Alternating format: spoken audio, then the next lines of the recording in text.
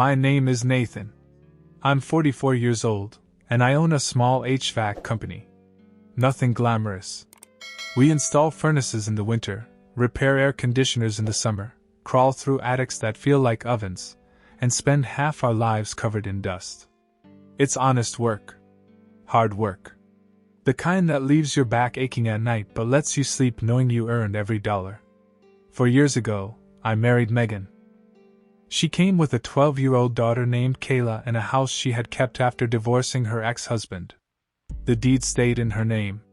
I never cared about that. I wasn't marrying a property. I was marrying a woman I loved. At least that's what I believed.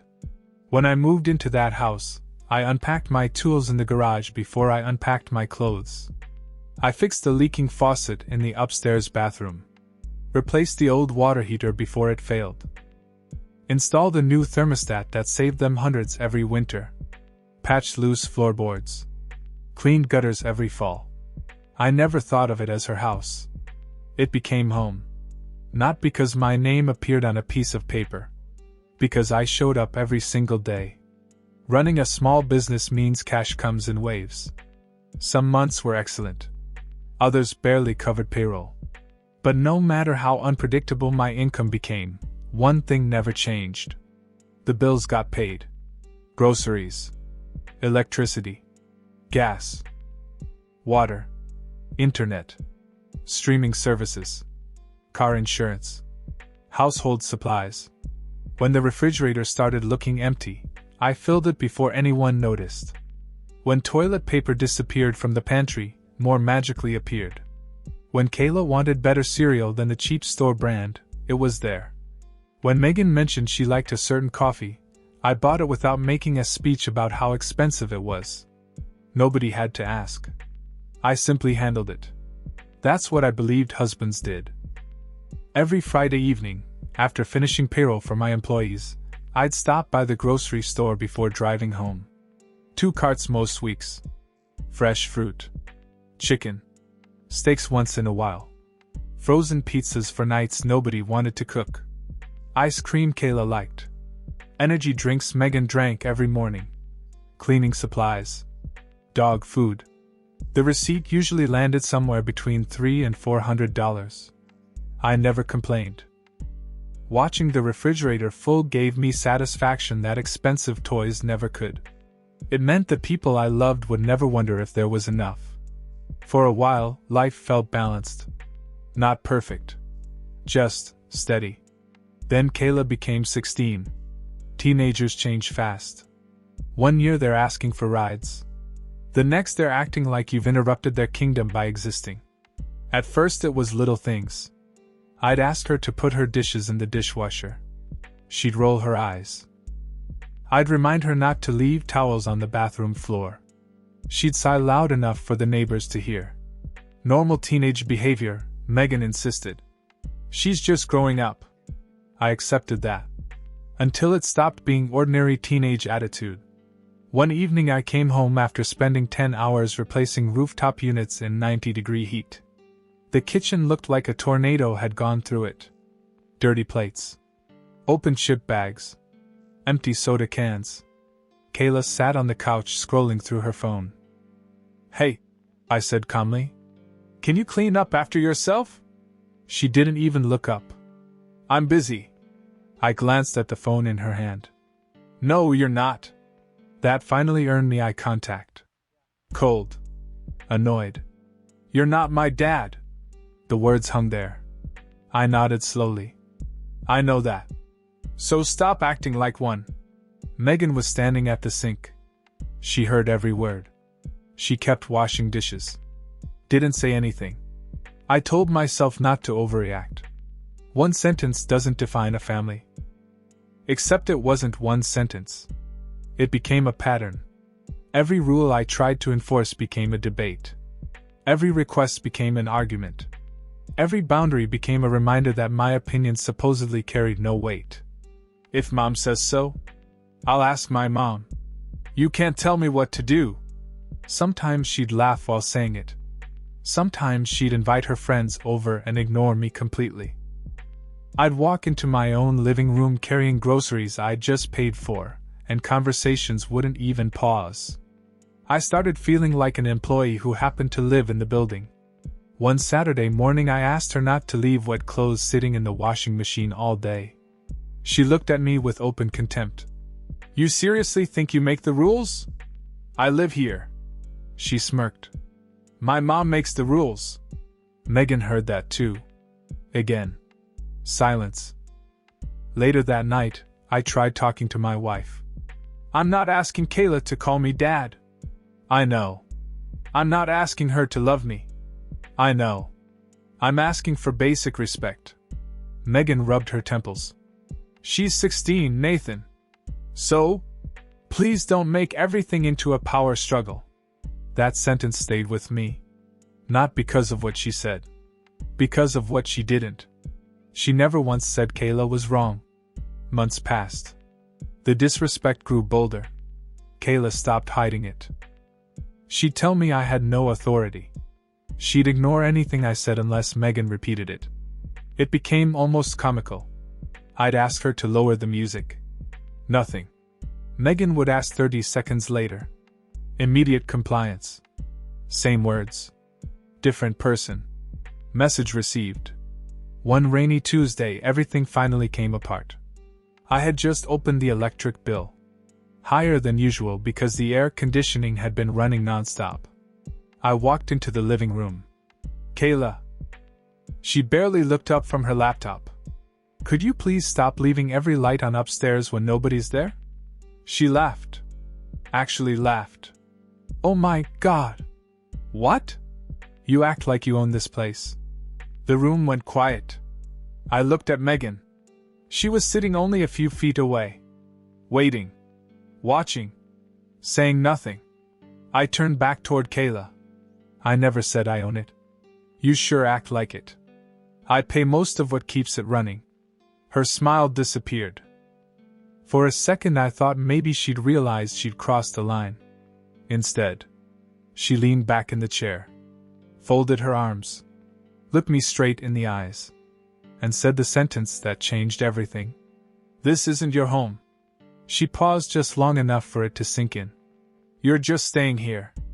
I looked at Megan. Waiting. Expecting. Hoping. Anything. A correction. A defense. One sentence. Instead she sighed. "Nathan." I waited. "Please don't turn this into a bigger fight." That was all she said. Not that Kayla was wrong. Not that the words were cruel. Only that my reaction might become inconvenient. I didn't argue. I didn't raise my voice. I simply nodded. Because for the first time in 4 years, I understood exactly where I lived. Not in my home. In someone else's house. As long as the bills kept getting paid. I went to bed beside Megan that night, but I did not sleep. Rain tapped against the bedroom window in slow, uneven bursts. Beside me, she breathed with the careless rhythm of someone who believed the argument had passed. To her, it was another unpleasant evening that would disappear by morning. Kayla would go to school. I would go to work. The lights would turn on, the refrigerator would remain full, and every service in that house would continue humming beneath their feet. Because I would pay for it. That was the part neither of them understood. My money had become invisible. They saw groceries appear, but not the hours behind them. They watched television, used hot water, charged their phones, and complained when the internet slowed down, but they never thought about the man crawling through 100-degree attics to keep those conveniences alive. They did not see sacrifice. They saw normal. And I had taught them to. Around 2 in the morning, Megan rolled toward me. "You're still awake?" "Yes." She waited, perhaps expecting me to begin the argument she had avoided downstairs. I said nothing. After a moment, she touched my shoulder. Kayla didn't mean it the way it sounded. I stared into the darkness. How else could it sound? She was angry. So was I. "You're the adult, Nathan." There it was again. My pain was always expected to be mature. Quiet. Convenient. Kayla could wound me because she was young. Megan could ignore it because she was tired. But if I reacted, if I demanded respect, then I became the problem. I turned away from her. She told me this isn't my home. Megan sighed. It's legally mine. You know what she meant. That sentence cut deeper than Kayla's. Not because Megan raised her voice. Because she confirmed it. I lay still until the alarm went off at 5:30. Then I showered, dressed, and drove to the office before either of them came downstairs. The morning air was cold. Clean. I sat behind my desk with a cup of burnt coffee and opened the folder containing our household accounts. Electricity. Gas. Water. Internet. 3 streaming subscriptions. 2 phone plans. Home insurance. Groceries. Security monitoring. Every month, the same withdrawals left my account without discussion. I stared at the numbers for a long time. Then I began removing myself. I canceled the automatic payment for the electric bill. Then the gas. Then the water. The internet provider asked why I was ending service. I'm moving, I said. The words came easily. That surprised me. I canceled the streaming accounts next. Music. Movies. Premium channels Kayla watched more than anyone else. I removed my card from the grocery delivery app and froze the secondary card Megan used for household purchases. Click by click, I stopped financing the home that was not mine. There was no anger in my hands. Only clarity. When I finished, I opened another browser window and searched for apartments near my shop. Most were too small, too expensive, or too far away. Then I found a 2-bedroom rental above an old brick storefront 15 minutes from work. It had hardwood floors, a narrow balcony, a kitchen barely large enough for one person. The photographs showed empty rooms washed in afternoon sunlight. I stared at them longer than I should have. The place looked lonely. It also looked peaceful. I contacted the landlord and arranged a viewing for that afternoon. Then I went to work. For the next 12 hours, I repaired furnaces, answered calls, and spoke to customers as though nothing in my life had changed. I even laughed once when one of my technicians complained about a raccoon living inside a duct. But beneath everything, the decision remained. Silent. Steady. Final. The apartment smelled like fresh paint and old wood. The landlord, a gray-haired man named Dennis, apologized for the narrow staircase and the aging appliances. I barely heard him. I walked from room to room imagining what it would feel like to come home without being measured by how much I provided. No contempt. No arguments about authority. No silence from a wife afraid to defend me. Just a key in my pocket and a door that belonged to me. I'll take it, I said. Dennis looked surprised. You don't want time to think? I've already spent too much time thinking. I filled out the application at a small table by the window. When he asked when I wanted to move in, I told him as soon as possible. Driving back to Megan's house, I stopped at the grocery store out of habit. I sat in the parking lot with the engine running. Families moved beneath the bright lights. Carts rattled over cracked pavement. A father lifted a little boy into a car seat while his wife loaded bags into the trunk. For 4 years, this had been my Friday ritual. I knew every aisle. I knew which yogurt Megan preferred and which frozen meals Kayla refused to eat. I knew how many bananas they finished in a week and exactly how long a case of bottled water lasted. My hands tightened around the steering wheel. Then I drove away. When I entered the house, Kayla was lying on the couch. Did you get groceries? She asked. Not hello. Not how was work. Only the expectation. No. She glanced toward the kitchen. We're out of soda. I noticed. Well, are you going back out? No. Her eyes narrowed. Why not? I removed my boots slowly. Because I don't feel like shopping tonight. She gave an exaggerated sigh and returned to her phone. Megan found me upstairs 20 minutes later. Are you still upset? I folded work shirts into a drawer. No. You're acting strange. I'm tired. She watched me, uncertain. For years I had explained myself, defended myself, begged to be understood. That night I gave her nothing. 3 days later, the refrigerator began to empty. The milk disappeared first. Then the eggs. Then the sandwich meat and fruit. Kayla opened the refrigerator repeatedly, as though food might materialize if she checked often enough. "Mom, there's nothing to eat." Megan looked at me. I kept reading. "Nathan, could you pick up a few things tomorrow?" "I'm busy." Her expression changed. "You always do the shopping." I lowered the newspaper. "And this is not my home." The words landed softly. That made them heavier. Kayla froze beside the refrigerator. Megan stared at me. For the first time since that rainy Tuesday, either of them had an answer. The silence was no longer protecting them. It was protecting me. The first overdue notice arrived 4 days later. Megan found it beneath a grocery flyer and carried it into the kitchen as though it were something contaminated. I was standing at the counter, drinking coffee before work, when she placed the envelope in front of me. "The electric company says the payment failed." I looked at the red letters through the small plastic window. "I know." Her fingers remained on the envelope. "What do you mean, you know?" "I stopped paying it." For a moment, she only stared at me. Her face did not change immediately. The meaning had to travel through years of habit before it could reach her. "You stopped paying the electric bill?" "Yes." "Why?" I took another sip. "Because it is your house."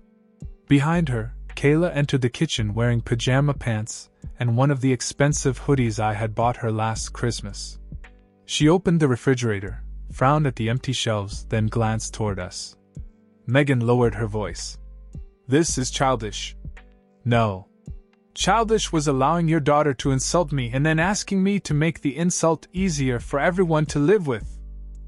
She apologized. "No, she didn't." Kayla shut the refrigerator harder than necessary. I said I was angry. "That is not an apology." She rolled her eyes. There it was again.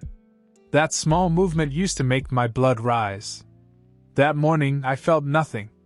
She could roll her eyes until they disappeared into her skull. I had stopped trying to earn respect from someone who believed comfort was her birthright and my labor was merely the machinery behind it. Megan pulled out a chair. "Turn the payments back on." "No." Her voice sharpened. "Nathan, this is our home." I looked directly at her. "No.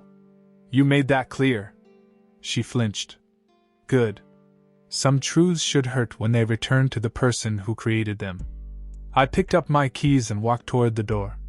"The balance is due Friday," she called after me. "Then you have until Friday."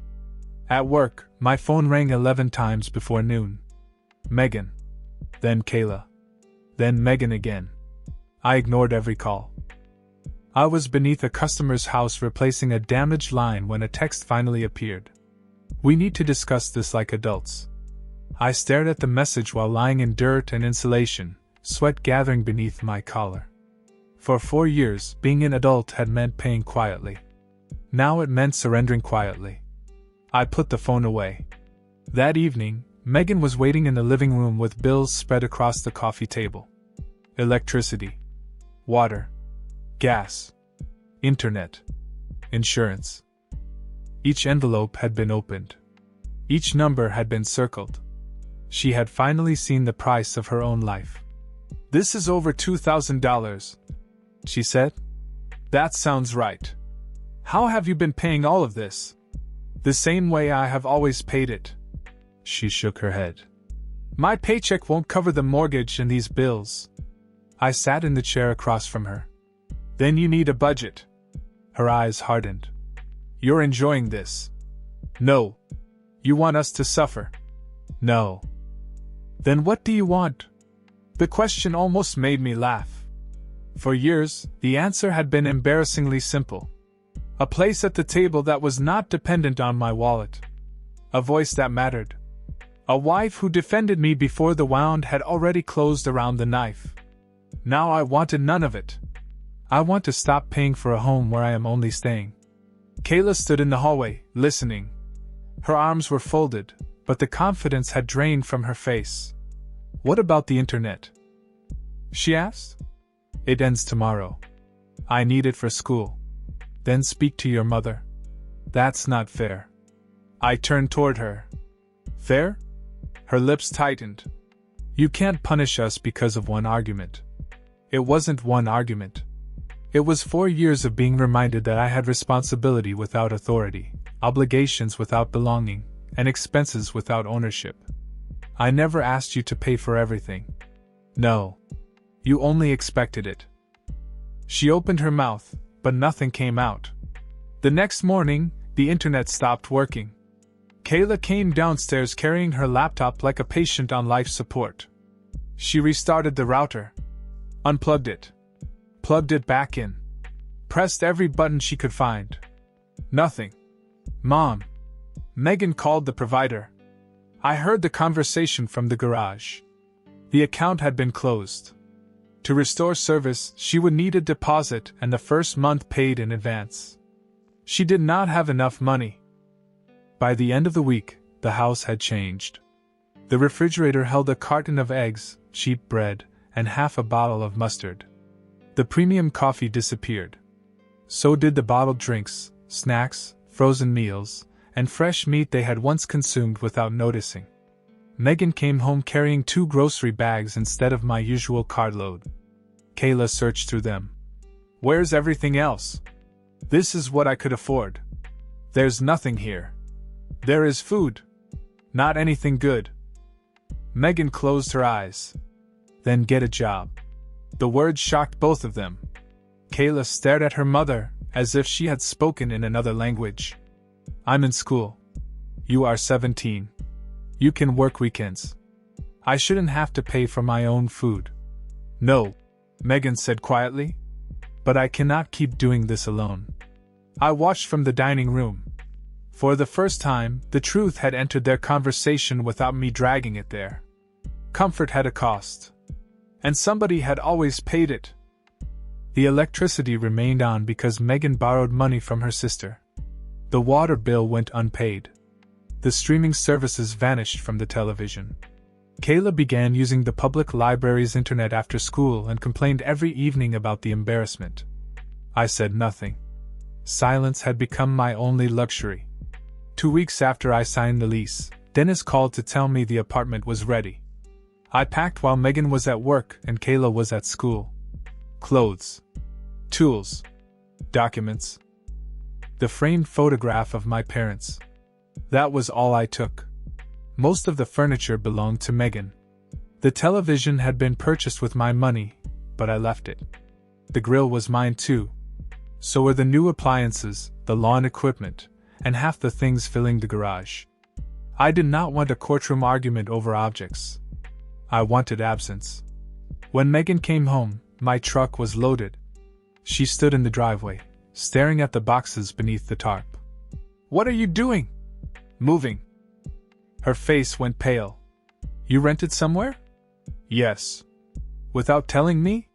"You told me I was staying here." I decided to stop. She followed me inside. "Nathan, wait. We can fix this." I walked upstairs for the final box. "You had 4 years." I didn't understand how serious this was. "That is because none of it cost you anything." Her voice broke. "What am I supposed to do?" I turned at the foot of the stairs. It was the first honest question she had asked me. Not what would happen to the bills. Not how quickly I could restore the internet. What was she supposed to do? I looked around the house I had repaired, protected, heated, cooled, stocked, and financed. Then I looked at my wife. You learn how to live without the guest. I carried the last box outside. Kayla arrived as I secured the tarp. She stopped on the sidewalk, backpack hanging from one shoulder. "You're actually leaving?" "Yes." "Because of what I said?" "No." Her eyes searched mine. "I'm leaving because your mother agreed." Megan began crying behind me. Kayla looked toward her, then back at the truck. For the first time, fear replaced defiance. She had believed I would always be there. I had believed it too.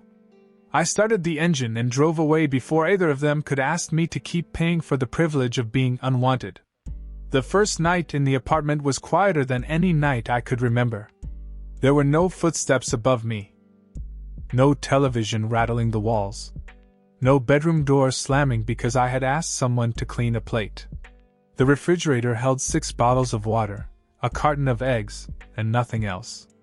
My mattress lay on the floor because I had not bought a bed frame yet. It should have felt empty. Instead, it felt honest. I sat beside the window and watched headlights move across the street below. Every room behind me belonged to silence. Not the punishing silence Megan had used whenever Kayla disrespected me. Not the frightened silence that followed unpaid bills. This silence asked nothing from me. My phone rang shortly after midnight. Megan. I let it ring until the screen went dark. She called again. Then a message appeared.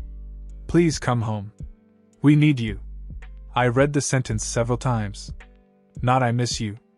Not I am sorry. We need you. Even then, with my boxes still unopened and my wedding ring still on my hand, she could not hide the truth.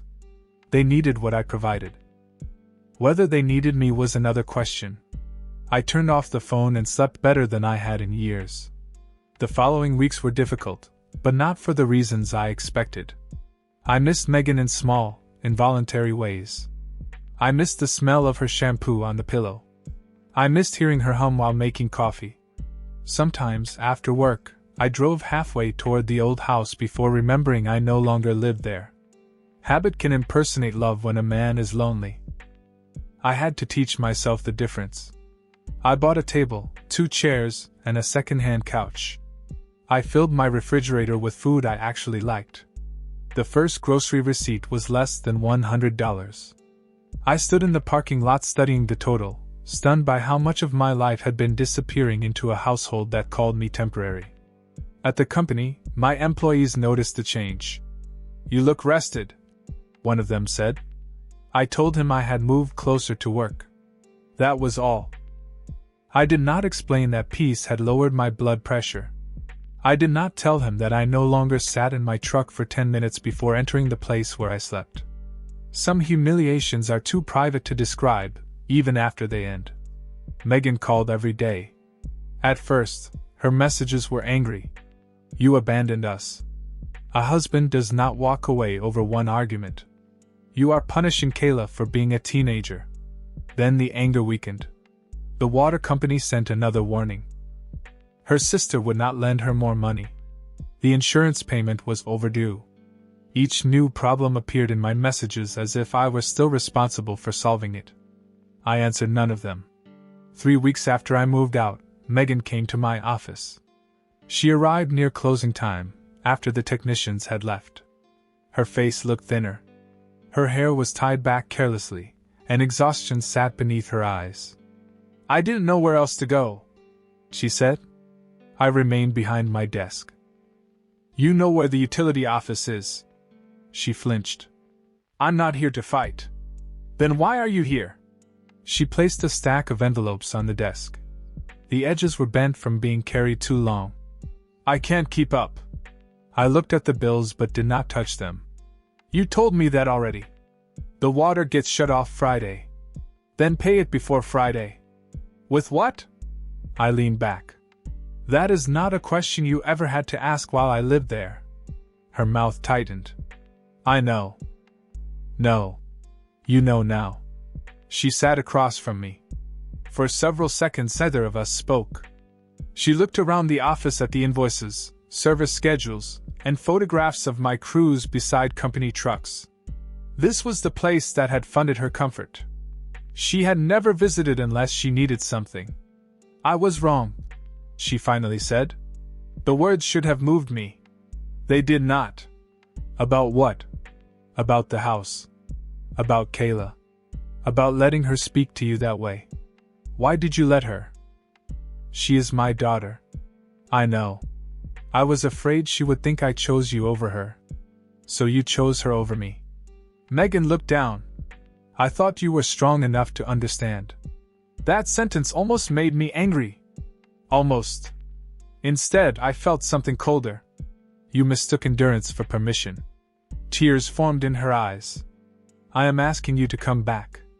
To the house that is not mine. It can be yours. Will you put my name on the deed? Her face changed. The pause answered before she did. It is complicated. No. It is clear. She reached across the desk, but I moved my hand away. I can talk to Kayla, she said.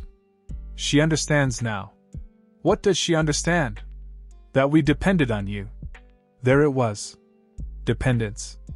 Not love. Not respect. Dependence. I stood and walked toward the office window.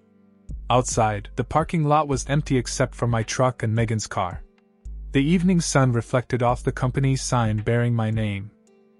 Nathan Cole Heating and Air. Something I had built. Something no one could tell me I merely occupied.